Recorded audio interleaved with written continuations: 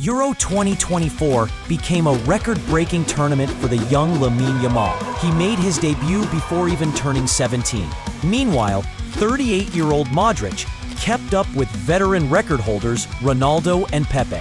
Just like them, he participated in his 5th European Championship.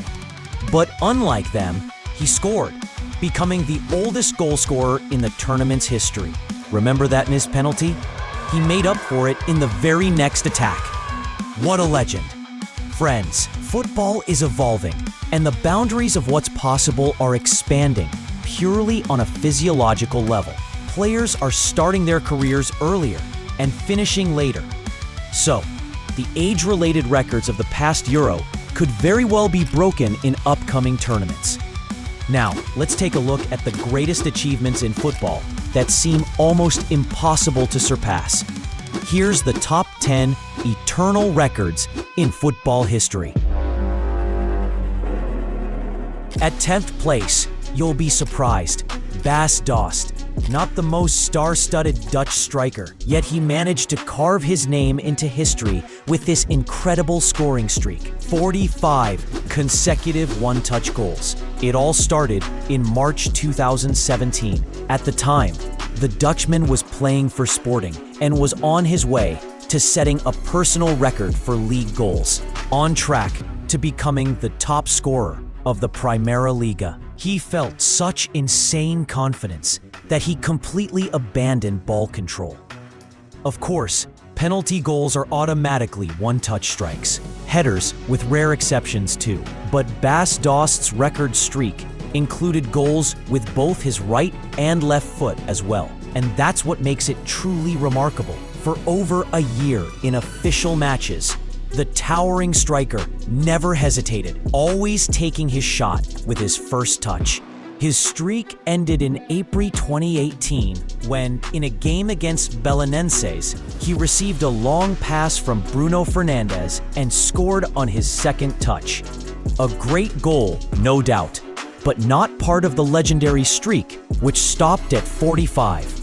9th place goes to Jose Mourinho and his legendary home unbeaten streak, 150 consecutive matches. For 9 years, he didn't lose a single home game in domestic leagues, while managing 4 different teams.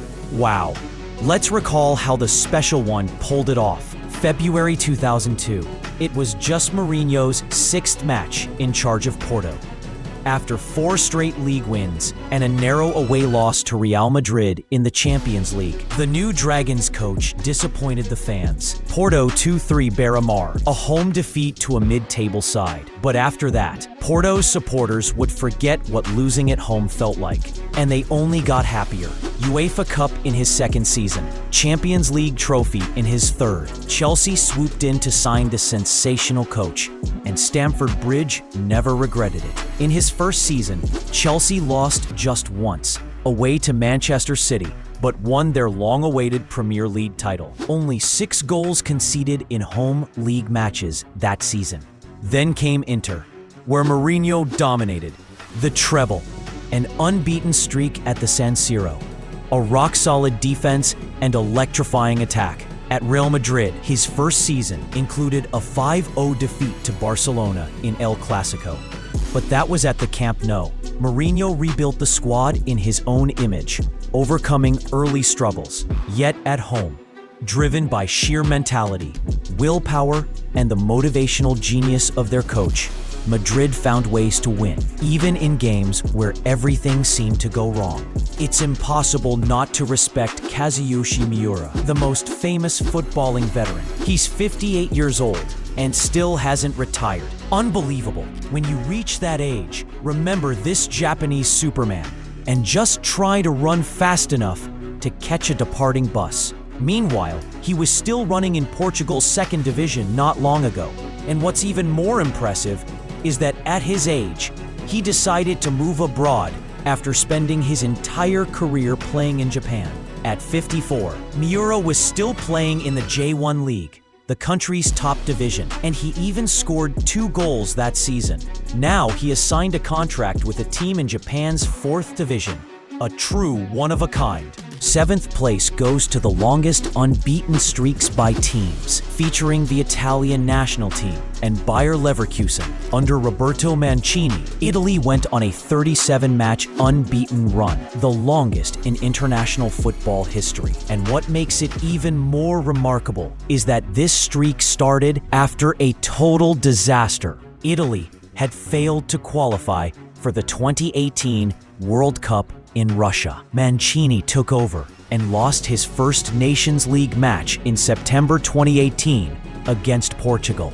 But after that, 3 years without a single defeat. That run included their Euro 2020 triumph, with the final played at Wembley, the home ground of their opponents, England. What Bayer Leverkusen achieved last season, 49 matches unbeaten, is the longest streak in European club football history.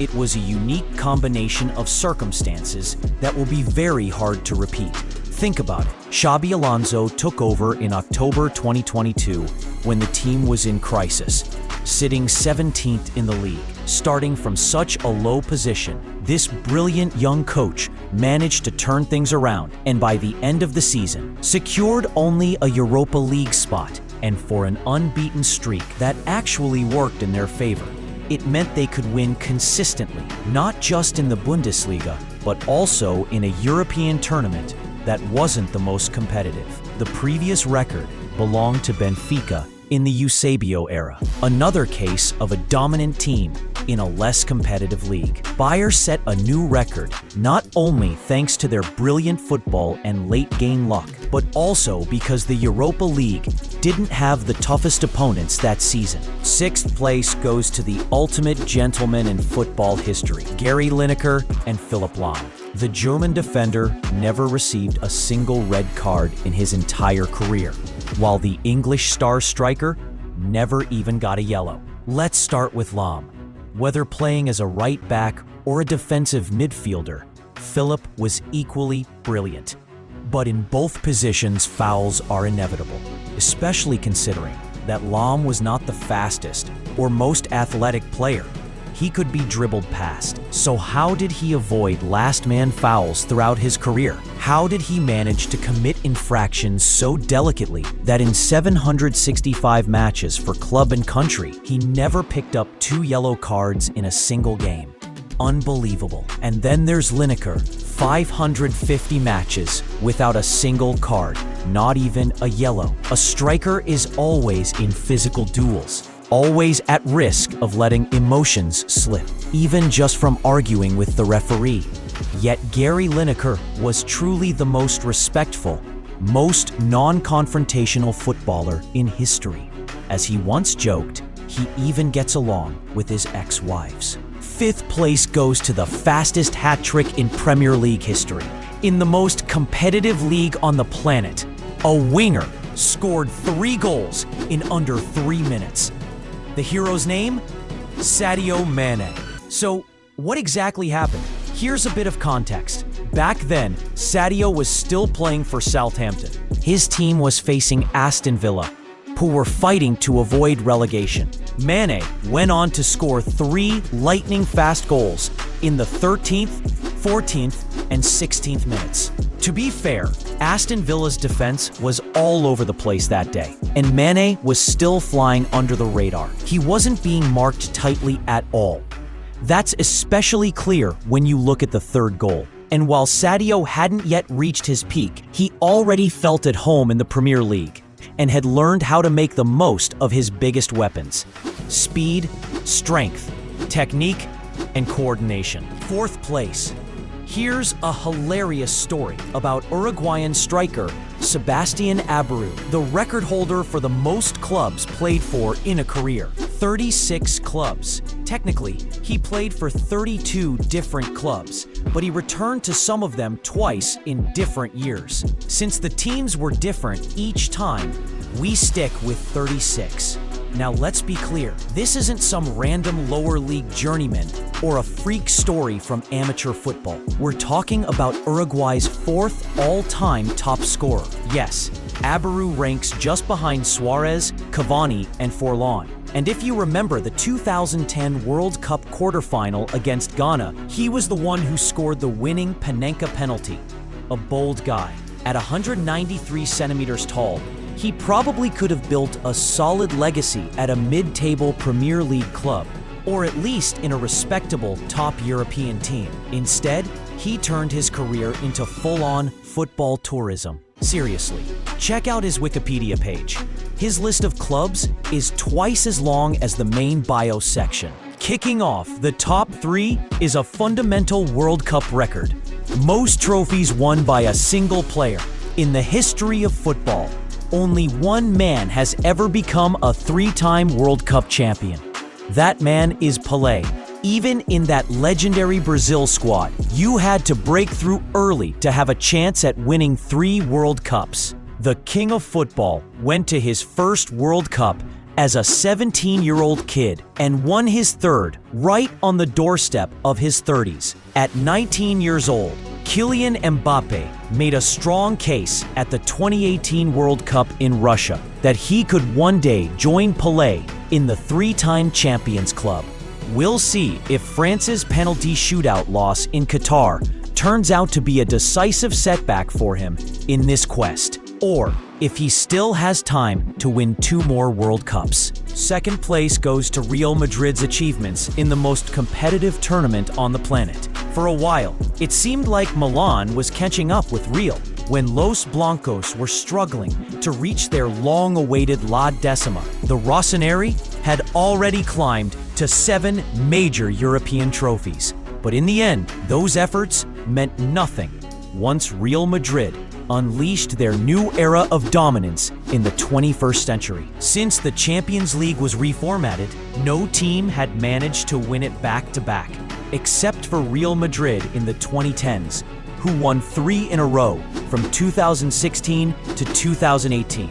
Now, the all-time Champions League trophy table looks downright unfair for anyone who thought they could compete with Real at the start of the century. Their closest pursuers have less than half the number of titles, and yet, year after year, Real Madrid continues to compete for the biggest trophy. Strategically, the club is as sharp as ever. There's no doubt they will win more. Real Madrid's Champions League dominance in the 2010s and 2020s is something that never gets old to admire. Because let's be honest, they weren't always the strongest squad on paper over the last decade, but somehow they still won 6 Champions League titles. And at number 1, 130 goals by goalkeeper Rogério Ceni. Many forwards don't even score that much in their entire career. Yet the Brazilian keeper managed to rack up 130 goals over 25 years in professional football. How? Mainly thanks to his deadly long-range shooting. Ceni was a guy who didn't think in stereotypes. Back in the mid-90s, when he was still a backup at Sao Paulo, he once asked the team's starting goalkeeper why he never took free kicks in matches, since he was pretty good at them in training. God forbid, that's not a goalkeeper's job. That was the response. But Ceni just didn't get it. He promised himself that once he got his chance to play, he would definitely try to score from a free kick. And he did. His first 6 career goals came from free kicks. His 7th was from a penalty. Then came another streak of free kick goals. During Sao Paulo's victorious 2005 Copa Libertadores campaign, Ceni scored 5 goals. His impact was off the charts. A goalkeeper who not only stopped goals, but also scored them. That year, Rogério Ceni was named the best player of the Copa Libertadores.